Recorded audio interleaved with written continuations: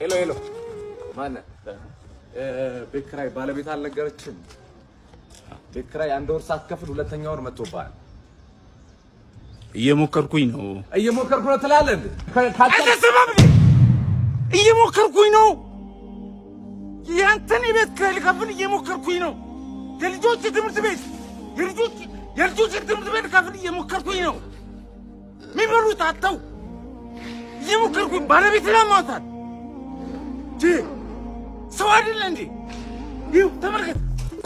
ይሄ የልጆች ጌም የሚጫወቱበት ልሸጥ እየሞከርኩኝ ነው።